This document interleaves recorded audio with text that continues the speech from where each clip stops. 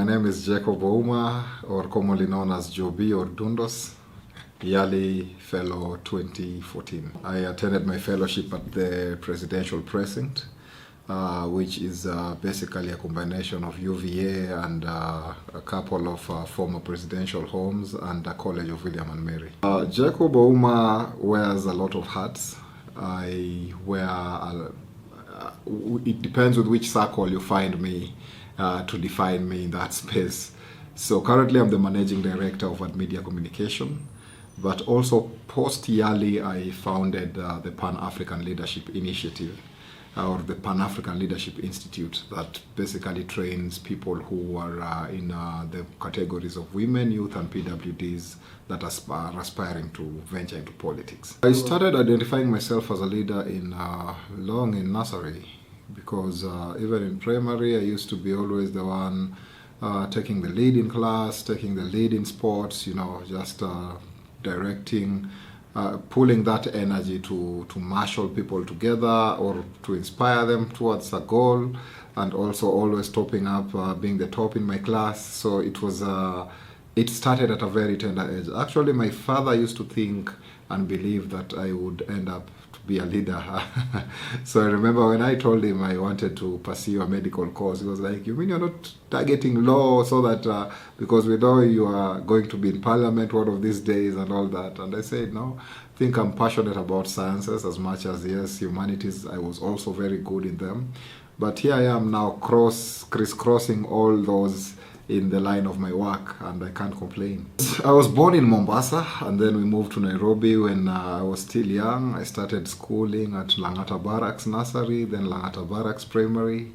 Then later on in class 8, I went to Hawinga Primary in Siaya. Life in the village was tough, man. As in, that molded a part of me that gave me a lot of resilience. And considering I was alone there and the rest of the family was in the city, didn't make it very easy for me. So that was the first major adjustment that I had to make in my life.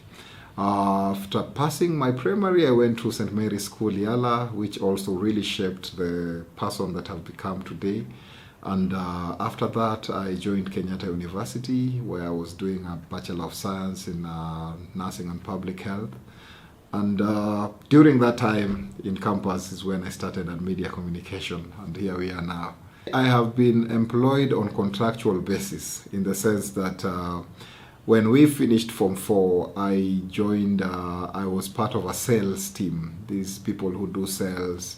And I remember I used to sell chewing gum from shop to shop so that people can stock them up. But that was like a daily gig where you're paid daily. So it's not like a formal employment. I essentially don't know how a pay slip looks like. I see them on my staff, but I've never received any of the sort. Because when I joined university, I got into university pageantry. I represented my university. I represented Kenya and Africa in the Mr. Miss University International. And after that, I ventured into professional modeling, doing a lot of billboards, commercials, TVCs here and there. I also hosted a talk show on NTV back in 2007 called Time Yetu. It was just to sensitize the youth about matters, politics and leadership in the country. So we know what happened after the post-election. During the post-election period in 2007, we had the violence come in and check in, which also really shaped me. That's the time I started to ask myself, how stable are the things that I'm engaging in? And I decided it's time to join forces with my brother and start Ad Media Communications. In primary school, while I was growing up, I used to be the leader in public speaking in our school, and I also was in the debate club. So you can know what that always led towards. I knew I would, whatever I would end up, would always be behind the microphone. I would be talking and addressing people, articulating issues, arguing about things here and there, and actually coaching and mentoring people. So that is something I was always passionate about. And I was also shocked when I ended up picking a medical course eventually, because I loved sciences. In high school I had two sides. the first half of my high school life hated sciences, the second half loved sciences. And this was after I was taken through tuition by a visually impaired person. And he changed my life with biology. Then I started attending personal one-on-one coaching with our deputy principal that time, improved my chemistry, and I just thought, no, I love sciences and I enjoy them.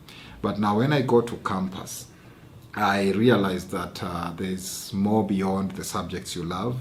There's life. And that's one thing I thank God for about Kenyatta University, because it usually has a lot of programs and initiatives that would tap the talent in you and bring them out strongly, whichever they are. There's these culture weeks, there's this status week, there's all these different activities that are happening concurrently that really nurtured the talent that I possess. My entrepreneurial journey started from when I was a child. I remember my mother used to cook mandazis and the street foods, viazi karai, and she would give it to us to go and sell for her. So at times you're there, your friends are playing, but you're there with this, we used to call it bakuli or a bowl, or even a bucket full of those stuff, and your friends would come to buy from you and you would sell to them, and you always have to look out for the city council askaris, the officers, so that they don't bust you. And that is how we started that journey. So it started from seeing our mother. She tried her hands on various things. She tried her hands on vegetables, on fruits, on foods, different types of foods. She even became a medic, like a quack medic. She used to treat people, give injections, administer first aid, and I think that is where we picked that passion for med from. My sister ended up being a nurse. I ended up being a nurse, studying it, and it's just because of observing her. She had a lot of influence in our lives, because our father used to work for the government, that is the KRA, and we didn't interact with his career per se, because we would see him leave in the morning and come in the evening.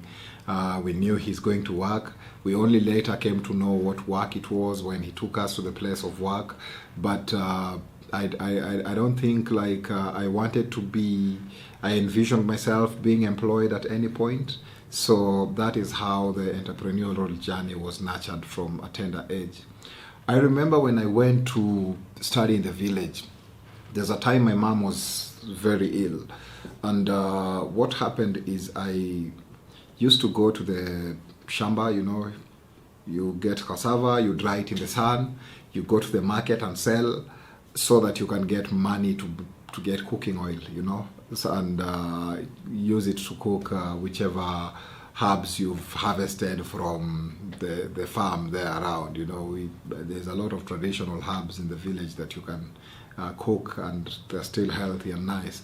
So that was one of the ways in which we learned how to keep up and traverse the challenging times. When I go to university, there's a time that lecturers went on strike, and students went on strike, and we found ourselves home. And I remember asking myself, what is it that I can pursue? What is it that I can do to earn something, so that I don't just look at my parent and think about where my income is going to come from. So I started with my friend, and we brainstormed, and we said, you know what, we are going to start doing juice, fresh juice. So I used to wake up at 3 a.m. in the morning. I go to Marikiti Market, which is in the Central Business District. I'm there with all these traders, choosing mangoes, and going back home, and we would blend and sell them the whole day. By the evening, you're tired, but you've made your $20, $30, $40, which was a lot of money then. So I asked myself, if I know how to make $30, it means I can double it to 60. If I can make 60, I can double it to 120. So that's when I knew entrepreneurship is for me. In campus, I also tried my hands on network marketing. There was this thing called Tianshi. Of course, it sank with my money. I tried pyramid schemes like there was one called the Desi. This drive, I had this drive to invest and get my money back, increased. But there are times I've burnt my fingers. There are those that paid off because I used to get the HELB loan, and I would put it in the stock market and trade the shares. And from whatever profits I used to get, I started buying furniture before moving out of home.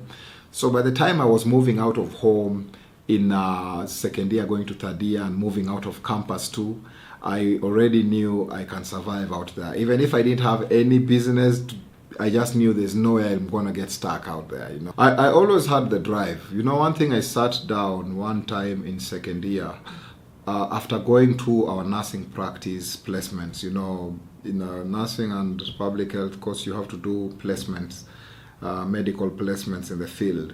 And I remember going to the fields and the tasks that were being given to do, and I just said, this is not for me. This is not my future, and I am done. That is how the end of first year, I knew I'm not going to practice nursing.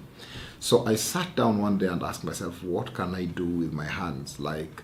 And if it is that thing I need to do, I need to start now, because I'm not waiting for graduation. I'm not planning to use my degree in any way. So there's no need for me to delay that. So that was the primary purpose for my drive. My dad used to give me pocket money that time. My mom had long been gone because I lost her at class 8 while in the village. So I was there, left with her grave after everyone left.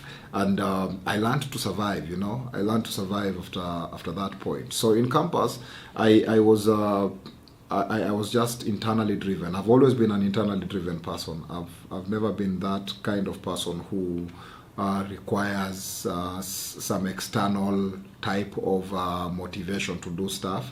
So even my dad was shocked when I told him, I think you've raised me long enough, please never give me money again, and also never pay my fees. I'll be sorted, and I'm moving out of home and also out of campus. It was purely inspired by the drive that I had to do more.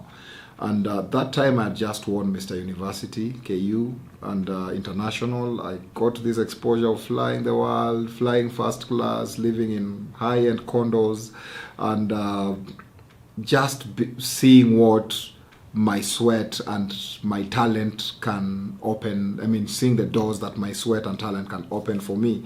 So when I came back, I said, no, there's no way I'm going back to that campus hostel or to that house where we are 50 of us in a very small house, everyone trying to get space in it. So what happened in me is that I took a leap of faith. With my HELB loan, I paid rent and deposit. I had already bought furnishing from my stock exchange investments. I moved into a house that was full, paid rent and deposit, and sat there thinking, what next? Then I started going for these auditions, and we were lucky. We were blessed, because the first big advert that we did, I was selected, my brother was selected, and they didn't know we were brothers, and these were two main commercials, different ones. And that is how I realized I can do much in this thing.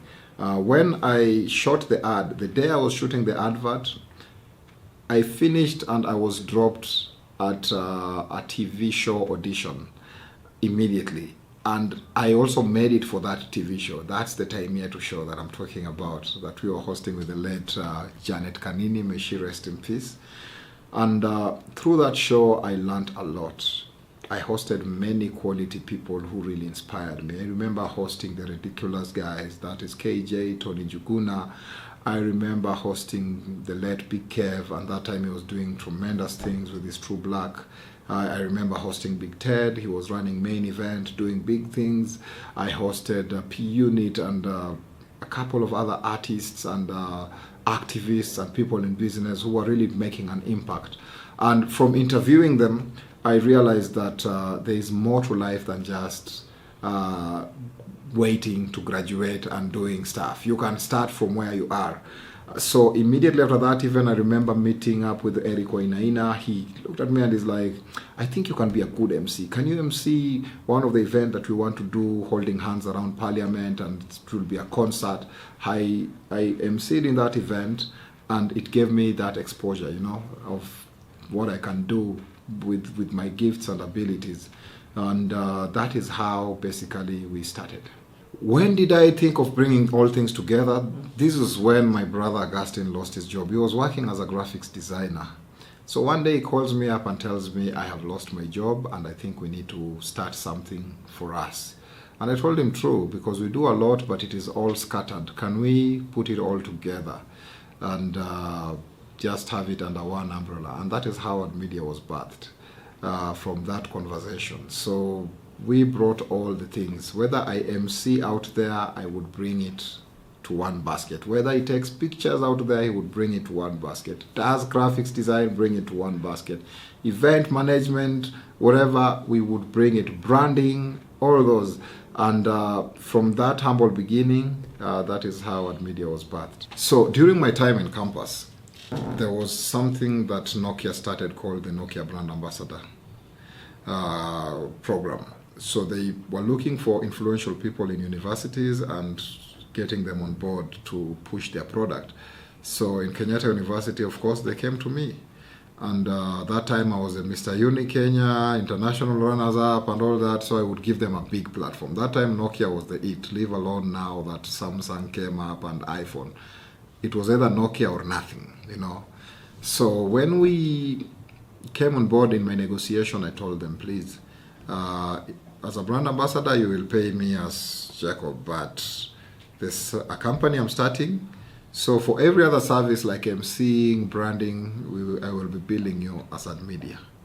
And that is how we started. The agency that was handling that was Youth Dynamics that time, and we started with that kind of engagement. And that's how Ad Media started doing things here and there.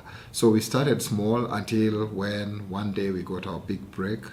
I remember sitting with my brother and he told me, there's somebody who's called me, but she doesn't sound serious. Let's go and just see what she's about. So we didn't have an office, we were a briefcase.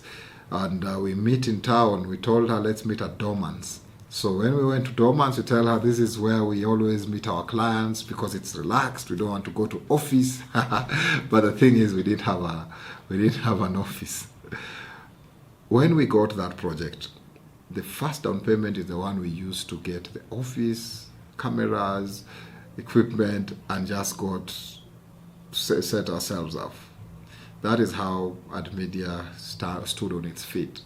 It was one thing after another, one person believing in us after another. I remember during campus, doing pitches against the big companies. I would leave the class if the lecturer would delay even for 10 minutes. You'd find me in town hustling. We sold t-shirts. I remember we had a t-shirt called O3, Oliecho Dinga Obama. We used to sell that. Proceeds, we were using it to register the company, get it incorporated. As in, it was just about hustling and pushing it, you know. So we really invested while I was still in university to get it up on its feet. By the time I was graduating, I actually drove to my own graduation, drove my parents there. And I remember him asking, are you going to practice in the hospital? And I told him, you know, Father, if I were to go that direction, I can't even afford the fuel that I'm using right now to run. I mean, it would mean I fire staff from Ad Media, and they already depend on us. So this is my life. This is the life I've chosen, and at least now this is what I'm passionate about. Of course, you know them, they want to brag that my child is a doctor, treats people and all that. So that was the life in campus. Immediately after campus, that's when I gave my shot at leadership. And I started from very high. Like the second year after graduating, I was vying for MP in Langata. It was a very intense campaign. We used all the skills and know-how we had from our marketing to build a brand that people have never forgotten to date. And then you go into the party primaries, you win, you get your certificate, and then the party does that thing. All of a sudden, your name is not the one at the electoral body. You have to defect. You go to a small party. You stand no chance with that. And that was the introduction now into mainstream leadership that I got immediately after campus. And I remember after all that, that's when I saw the application for YALI. It came actually when I was just recovering, because once you do political campaigns and you're the ones financing them off your pocket and your family and friends here and there, you start from the rock bottom. So it was a long deserved break after a very tumultuous time, very hectic experience. So I just applied it from my phone and sent the application. I had a dilemma that they too had. I remember when I was called for the interview for YALI, they asked, which track are you going to be in? And I told them, by the way, I don't know, because I'm in all. I'm in civic leadership, I'm in entrepreneurship, I deal a lot in matters governance, so I don't know. But if I were to choose, because already I know much about entrepreneurship, I would go for something that I want to learn more of, and I went towards civic leadership just to see how to drive courses.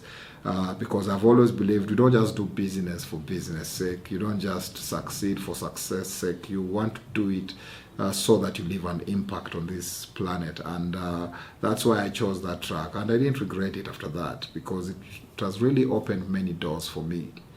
YALI has given me a network of fellows across the continent. There's no country I can travel and I feel like I don't know somebody in this country.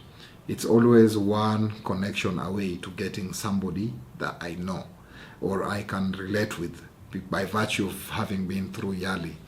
And it gave me a global perspective of things, because I started looking at Africa as a place that can actually correlate, as a continent that you can actually do business here, and you make it. Right now, AdMedia has footprints across the continent. We are currently the ones handling the crisis communication framework development for ECOWAS, even as they go through the crisis that the regional bloc is undergoing of member states defecting, coup d'etats, that we've just come from COVID, the Ebola crisis, all those. We are helping them to develop that. But media has also helped Meta in crisis comms through their BPO. Locally, we have worked with MasterCard Foundation in their projects just to build the capacity of the partner agencies in matters crisis comms. But even 360 communication, we have a huge footprint like across the continent. We support the EU in Somalia through the UCAP Somalia project that is going on. And AdMedia has been the one handling all the communication support there. We've done a lot for IGAD in Djibouti. We've done projects in South Africa, West Africa, Ethiopia, name it. And we continue.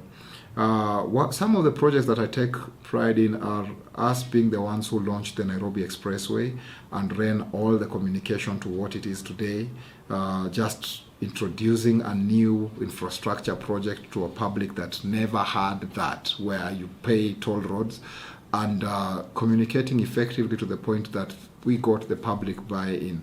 And right now we have over 60 million transactions since we started over a year ago. That is a big take home. The other thing is also we lead in comms on renewable energy. We are the agency that handles KenGen, and we consult a lot for the Ministry of Energy. We've been active in the Africa Energy Forum and also in the Africa Climate Summit. We were the key agency running all comms for the Youth Connect Africa, also other fora like Globalization 2.0. So we have built a name from where we started 15 years ago, and we don't take it for granted. It's come a lot with a lot of setbacks, setups, opportunities, networks, And we keep growing. Right now, directly and indirectly, we employ over 100.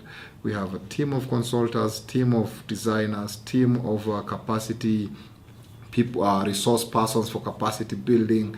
We have media professionals. We have business development professionals. We have programmers. We have animators.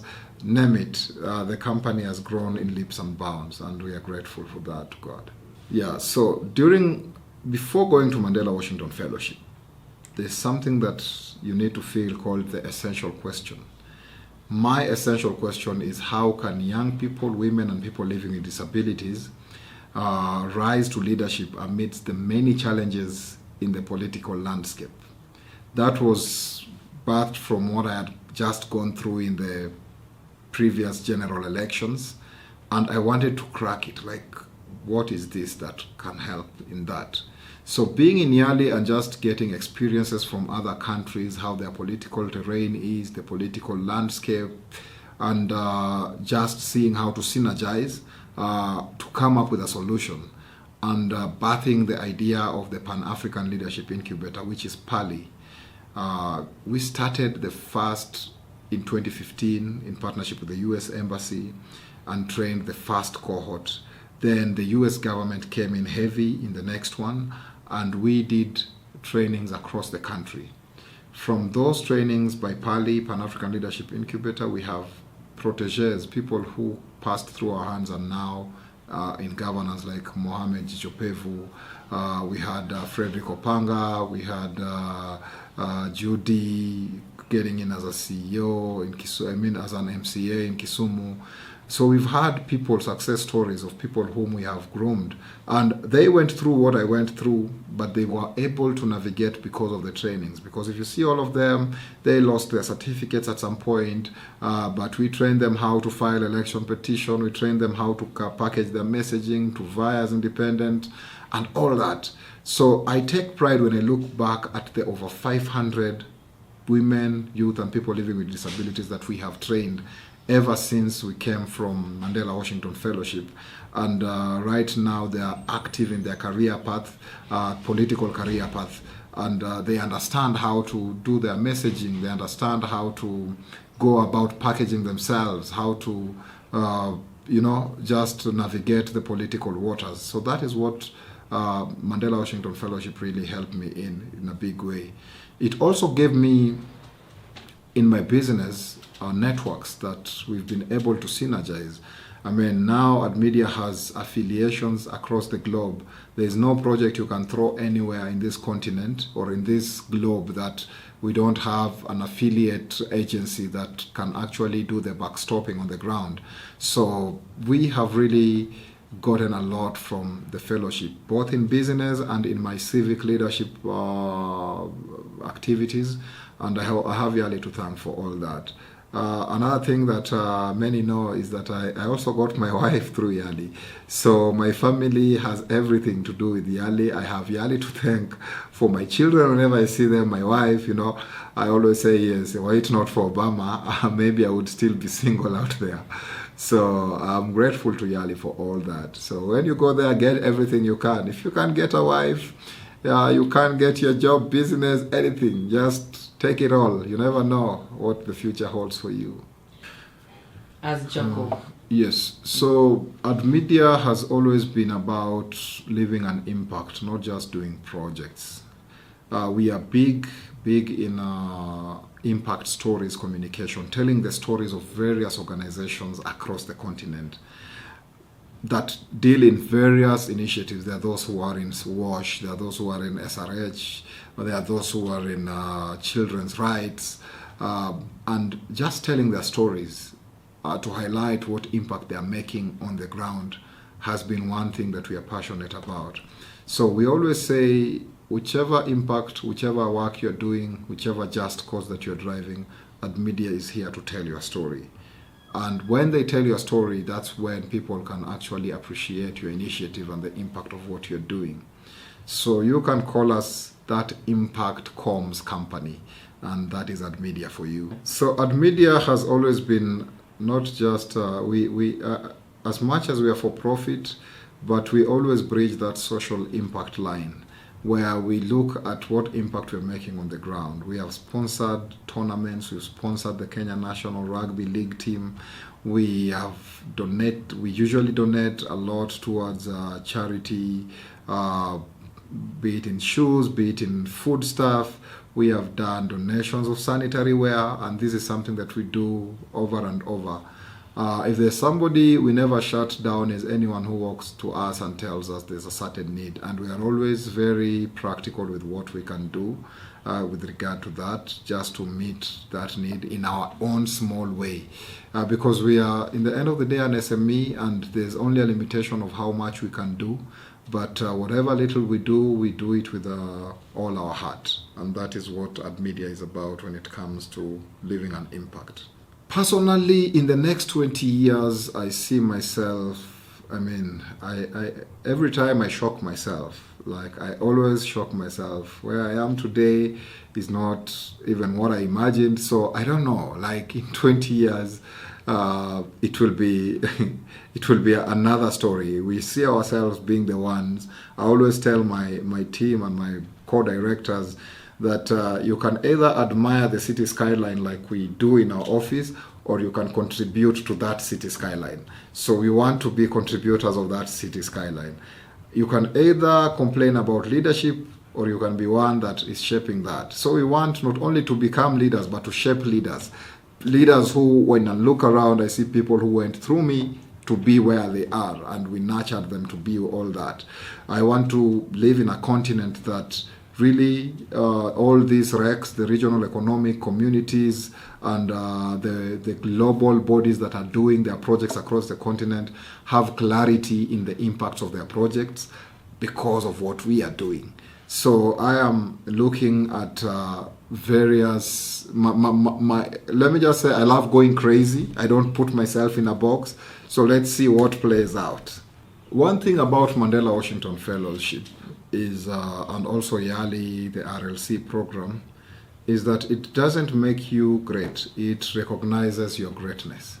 So we acknowledge that everyone who has gone through it have gone through it because they're already doing something in their community. So that is just a platform for them to collaborate, to network, and to grow.